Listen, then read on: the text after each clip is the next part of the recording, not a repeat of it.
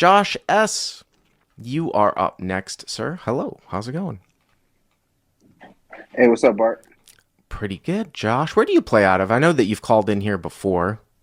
I'm in Philly. I was at Parks last time, but I'm Rivers Philly today. Uh, Rivers Philly is my main casino. Rivers, Philly, which is what, like they only get off like about like a 2-5 type of thing, right? 2-5 is the biggest game. We run a 1-3-6 with a 2K max. That it really is. The fit with a $15 straddle, which is really the biggest game that we run. Wow. 2-5, and so it's like a $15 straddle. And what is there a cap in the buy? There's still a cap on the buy-in though, right? On the 2-5 is 1K cap. So it's It's like a you're ten playing dollar like straddle. fifth. So you're playing like a 15, and then but it's a 1K cap. $10. It's a $10 straddle. Okay, so 2-5-10 sometimes with a 1K cap. Okay, Yeah, the Philly straddle is on live. in this hand. Okay, so the straddle is on. And how deep are you guys? Here, I have him covered. He's 950 effective. Okay, so not super deep for live play. Yeah, he lost a couple hands and tapped it back off to 1K, and then was just under the buy-in. Okay, So folds around to me. I'm on the button. I got King Jack offsuit, King of Diamonds, Jack of Clubs, and I raised to 35.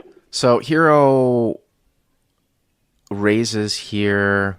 King of Clubs, Jack of Diamonds. You said on the button King of Diamonds, Jack of Clubs. Yeah, on the button.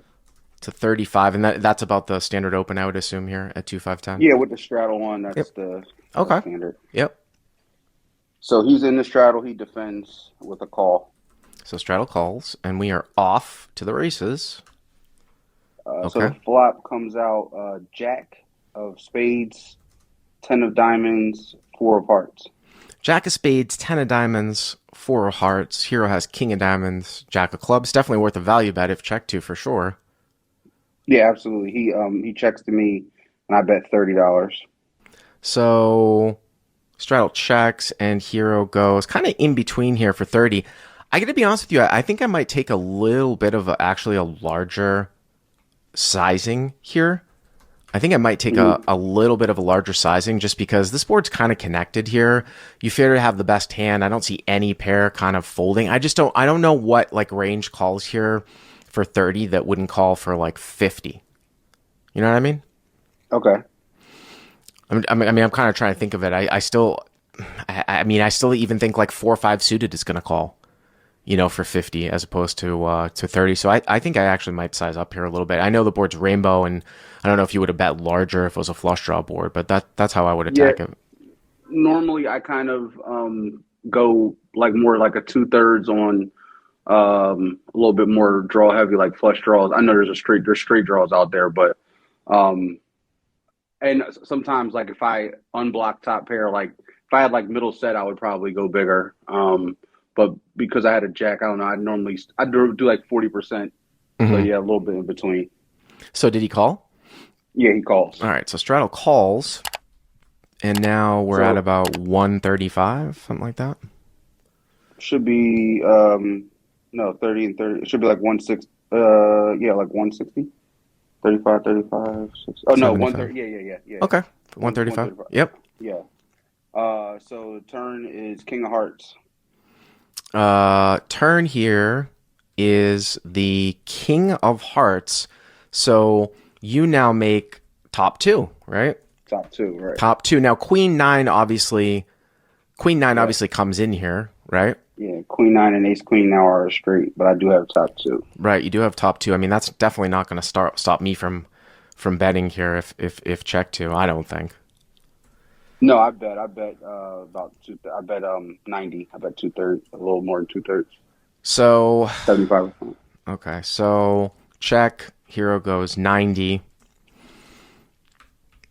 So into my 135. Go ahead. yeah, my size on that, I'm going to bet a king there a lot. So like even if I had some, even if I didn't have top two, like if I have a hand that I didn't think was good, like pocket eights, and I don't think my eights are good, and I decide to double barrel, I'm going to double barrel on a king or an ace a lot. Even though the draw came in, I'm going to at least see where I'm at. If he raises, I'll just fold. But in this case, I have top two, so I'm betting for value. I think I can get called by a lot of hands. Jack 10, maybe even King 10 for a large sizing. Still, if he has like a queen, he's not folding. So I thought I could get called by a lot of hands for three quarters. Queen Jack, Queen 10, right? Pair plus open ended. King Yeah, 9, which is top pair. Obviously, King Queen. The only thing I would say though is that it is an interesting little situation because the volume of hands is so wide. Button versus straddle. It's like, what do you do here with aces? What do you do here with ace king? Do you take the same type of sizing in a spot like this? yeah. I think for the most part, I'm going three quarters or check on that type of board. I Mm. think if it was a little bit more favored towards me, like an ace queen high board, I might go like over like pot or bet or over bet. But on that type of board, I don't normally go that big. I would go because he could have so many strong hands. He could have so many straights and stuff Well, like that. So I'll three just go. quarters is. I mean, 2/3 to 3/4. I mean, that's usually you see like a reflection of like 2/3 over bet, but so it's kind of like a 2/3 sizing. Yeah, I mean, I kind of tend to agree. I mean, it's very wide configuration. You wouldn't think that he would have ace queen. That should be three bet off, but in live play, sometimes it's just This call. villain in general would call ace queen sometimes. I mean, he may three bet it, but he definitely would call ace queen sometimes. So I didn't put that out of the. So the theory says that the more nut hands or the more of a nut advantage your opponent can have, and I'm not saying he's got a nut advantage here, but it's just that the sizing is a little bit smaller. So whatever 2/3 to 3/4 versus overbet, I can get on board. I can get on board with that. So you go 90, okay? Yep, and he check raises to 300. Wow. So straddle check raises to 300. Man, The I one thing I didn't mention was the a backdoor hearts came in because it's the king of hearts. right, but I mean, man, so wow, this is a tough one here because so it looks like 225. So it looks like the pot is 525 and it's 210 for you to call. Right. 525, 210 for you to call. Wow, I mean, wow, can we ever find a fold here? The reason why I'm even thinking about folding in a spot like this is because usually you don't see a lot of guys like you just described where they're like, you were like, well, he might even call here with like ace queen preflop, like find like some sort of semi bluff here with like, Yeah. I mean, like what he's gonna check raise jack X of hearts, 10X of hearts, something like that. I mean, he could have a two-way draw like with like queen 10 of hearts Queen or X of queen hearts. queen Yeah. jack of hearts, but man, a lot of those hands with pairs do a fair amount of calling. It's interesting. I mean, I agree, and I didn't think he had. I thought maybe a combo draw with like open ended with a flush draw, but I thought that I didn't think he was doing that very often, if at all. But I did think he could be value owning himself, like with like King 10. you think Like I so though? think But you King have like King 10 might raise. you think he's gonna do that with King 10 though? I mean, when you can have Ace Queen and all the other stuff, I would find that a little bit hard to believe. But what's kind of I mean tricky here is that we just said it was 525, 210 for you to call. If you call, it's like the pot's gonna be what 730. You put what the pot's gonna be like 735, and you guys put in. He's going to have like about a 2/3 pot size bet. I mean, I guess there's a little bit of stack depth here. I mean, obviously you can call and see what develops on the river here, but I don't. Here's the thing: like if you call and the river's a brick and he rips it for whatever he's got left, like 600 into like Yeah. 750, are you going to fold? I'm just curious what you're. Well, that's what happens. Okay, so you call. Because Yes. the thing about here's the thing about that, Josh. Here's the thing about that is that like you can say right now. So hero calls. You can say right now, well, maybe he like overvalues some things in certain situations, but I think that action of you calling and then him ripping on a blank now actually changes the ranges. So I agree. hero So calls. that So it's 735. on that turn card was that when he raised, if he was overvaluing like Jack 10 or King 10, I did not think he was going to follow through with that on the river. Right. So then I felt like it's either like a straight, a set, or a bluff, Mm-hmm. and I don't really think there's a lot of bluffs. But the other thing was like I could always just boat up if he has a straight, and if I boat up and he has a straight, he's never folding. So I'm getting the rest of Well, the 600. I mean, it's a little game of Fifth Street Chicken, as we call it in CLP land. Usually I talk about doing that from out of position. The reason why it can be sometimes to your advantage from out of position to play Fifth Street Chicken. Fifth Street Chicken means like you're making it look like you're to your opponent you're gonna call, which decreases their bluffing frequency. But a lot of times that actually comes into play, or it's a more useful tool from out of position, because when you call, people will just check back so much at the end, where here this guy's going to be out of position. He might not know what to do, and you're going to face a bet anyways. But what was the river as we go 735 to the river here? River's a brick. River is three of diamonds. Three of diamonds. Okay. And what happened? He rips it in. 589 was the price I got when they counted it out. So all in for 589. So looks like the pot is going to be a hair over 1300, 589 for you to call. Yeah, man. I mean, I think you got to release at some point. I think I might fold here. It's crazy to think about possibly folding turn top two. Now, would you have folded like Jack 10 on the turn? Would you have folded King 10 on the turn? Yeah, I think I definitely might have folded Jack 10 because I beat almost nothing. But King 10 is kind of in between. I thought King Jack was a little too strong to fold on the turn.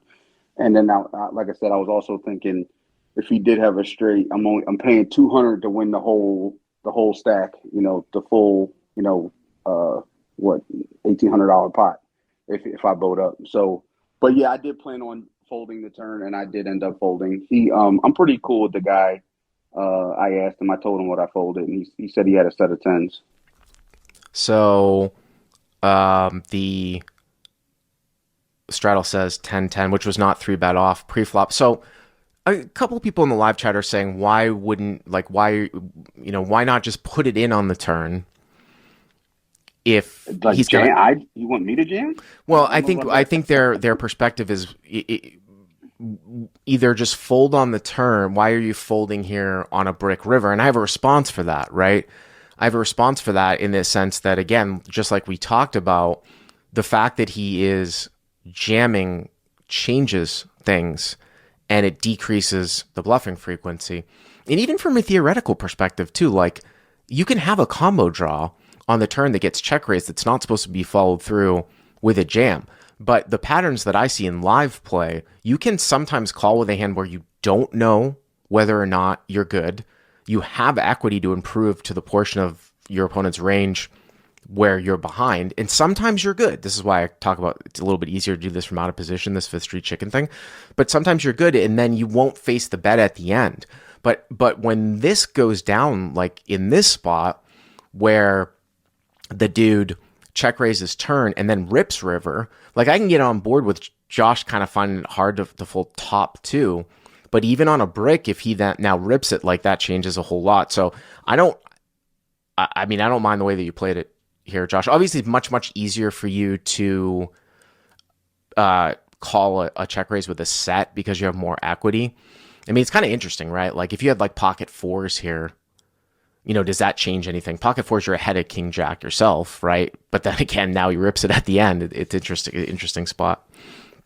Yeah, I actually was fine with having the King Jack because one, I felt like if I did boat up, I was definitely good. So like if the board pairs on the river and I have fours, then I just I got set over set and boat over boat and lost it all. Yeah. So like the King Jack was fine. Like if I hit the King or Jack, I know I'm good. I'm going to get it all. He's never folding. I'm going to win an $1,800 pot. I'm only putting in $200. I might be good now if he's overvaluing Jack 10 or King 10, but I really had it in my mind that if he followed through on the river, I wasn't good and would just fold. Right, but what Josh is saying though too is that like if he turns over, if he shows you his hand on the turn, you can't call with 4 outs, right? I mean, you only have one chance in 10 of hitting, or one chance you need 10-1 on that raise size. Like you would need to make 2,100 total from the pot off of the 210 raise, which you guys just aren't deep enough. But it's the combination of sometimes you're actually still good, and then also too, like you can have the action get shut down sometimes too. You can have the action get shut. You can get the or queen. Yeah, something queen, like that. I think he checks. Yeah, for sure, right? But Josh, thanks for the call. I appreciate it. Nice little call.